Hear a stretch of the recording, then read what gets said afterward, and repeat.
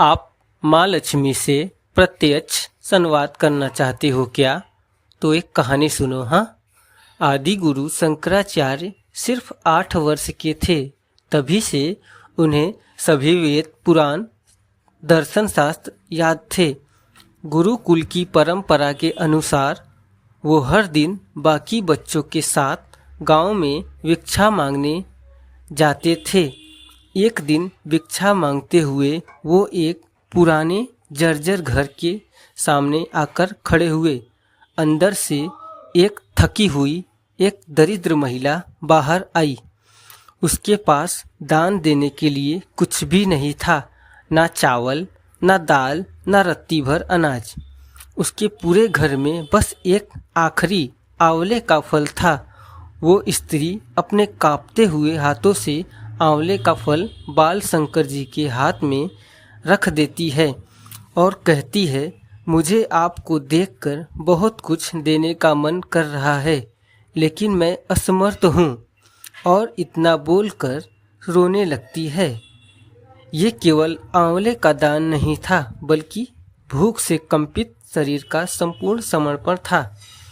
उसकी उदारता देखकर बाल शंकर जी का हृदय द्रवित हो जाता है और वो वहीं पर माँ लक्ष्मी का स्मरण करते हुए उनकी स्तुति गाने लगते हैं।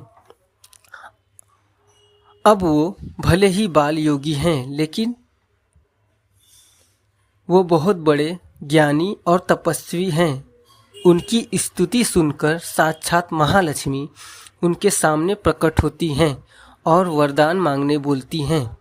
तो बाल योगी आदि शंकराचार्य जी कहते हैं, हे माँ, इस महिला की निर्धनता दूर करो।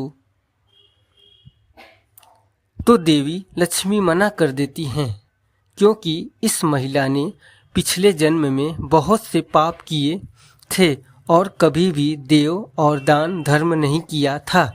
तो शंकराचार्य देवी लक्ष्मी को मनाते हुए कहते हैं कि माँ, अभी तुम उसके कर्म मत देखो, अभी तुम मेरे कर्म देखो।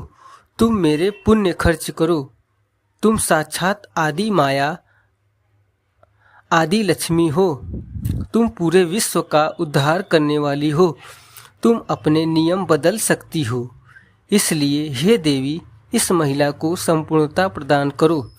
और जैसे ही इतना कहते हैं तो उतने में आकाश से कनक धारा, मतलब कनक की धारा, सोने की वर्षा होने लगती है।